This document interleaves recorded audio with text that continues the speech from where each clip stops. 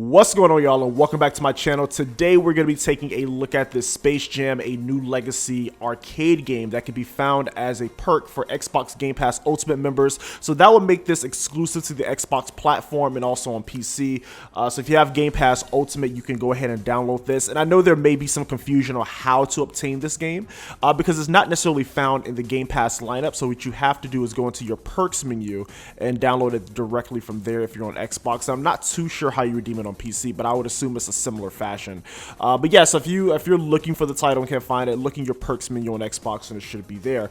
But anyway, Space Jam: A New Legacy, if you're not familiar with what this is, it is a sequel to the 90s movie Space Jam featuring Michael Jordan, but the New Legacy sequel is featuring LeBron James. You know, back in the 90s, whatnot, Michael Jordan was like the #1 basketball player, and today LeBron James would have taken that spot. So it only makes sense that they put LeBron James, you know, as the basketball star in the new. I don't know if they want to call this a sequel or a reboot to Space Jam. It looks like it's more so of a reboot because I don't think they reference the Monstars or anything like that. But Space Jam, the original, a lot of people consider it a classic. I grew up with the movie. I watched the movie so many times to the point where I was terrified of the Monstars every time they came on screen. But we're going to talk about the video game that they just released. Now, this was kind of a shocker for me because when I saw the trailer, you know, when I heard there was going to be a tie-in game, my mind automatically kind of went back to what they did for the original Space Jam movie with that video game, which was kind of like an NBA Jam style game. I mean, you were literally playing basketball because the movie was based around basketball. But to my surprise, with New Legacy, it looks like they're doing an arcade style beat 'em up, kind of in the same vein of like a Streets of Rage or Turtles in Time. So, you know, if you guys have been following this channel for a while, you know I've reviewed River City Girls, Streets of Rage 4. So games like this are right up my alley. So I was automatically intrigued, and it was developed by Digital Eclipse. Now, if you're not familiar with Digital Eclipse, they have made a lot of cool ports, whether it was like the Disney 16-bit games, you know, Lion King and Aladdin, or the Street Fighter 30th anniversary. So they're really good at making those retro games and porting them over to modern consoles. So just to kind of see them do this is kind of cool. And I also like the character models here. You know, LeBron James, Bugs, and Lola. You know, they have that 16-bit arcade style look to them. So I always love that aesthetic. So that's one thing that kind of drew me in. But the fact that it was a beat 'em up was very interesting to me because, like I said, I thought it would be more like an NBA Jam arcadey basketball type game, but no, they decided to go the beat 'em up route. So to kind of talk about the game itself, I'm gonna put this out there right now. This game is not long at all, and to my surprise, when you hit the pause menu, it actually tells you, hey, your game progress would not be saved. So that just lets me know the game is not that long. You can literally beat this in 30 minutes, and I think I clocked it out roughly like 36 minutes roughly. So the game is not long at all. Right out the gate, you have 3 characters you can choose, and it is co-op. To my knowledge, there's no online co-op. So if you do play co-op, it has to be local with your friends and whatnot.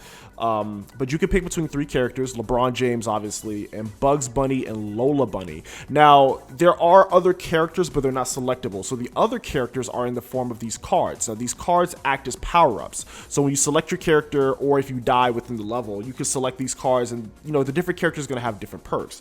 You know, you have the Tasmanian Devil, which kind of acts as a screen nuke. You have the Road Runner, which kind of increases your speed. You have Granny, that kind of drops health drops. I think Tweety Bird gives you strength, and I think there's one more. I think Yosemite Sam give you like treasure for like high scores and stuff like that, and you get extra lives.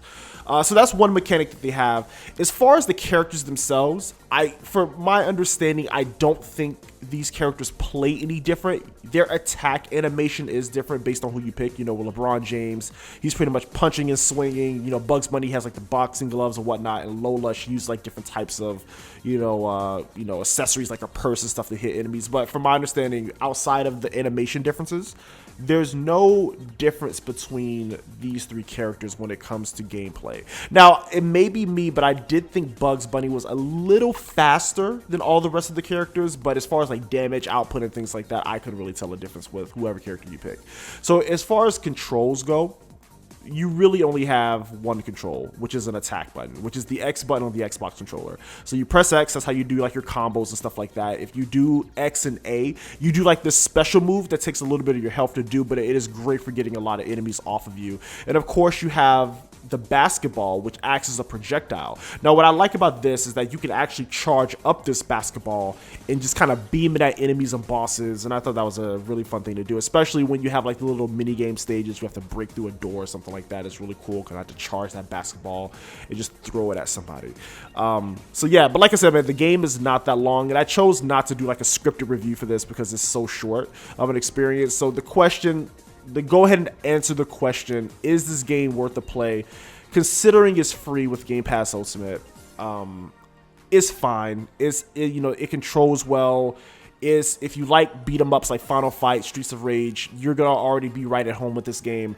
I don't have a problem with it. Yeah, the game is a little on the easier side. There's not a lot of interesting things going on, but for a tie-in game to kind of build hype around the movie, I don't have a problem with it.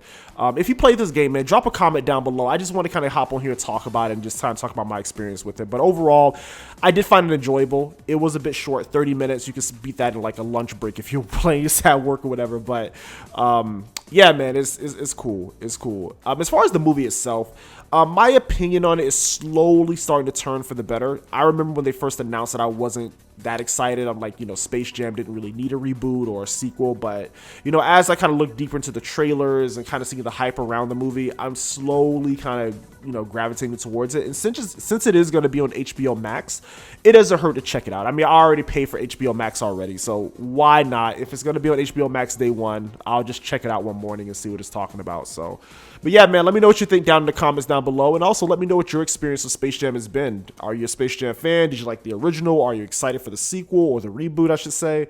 Let me all know in the comments, man. I'll see y'all next video. Peace.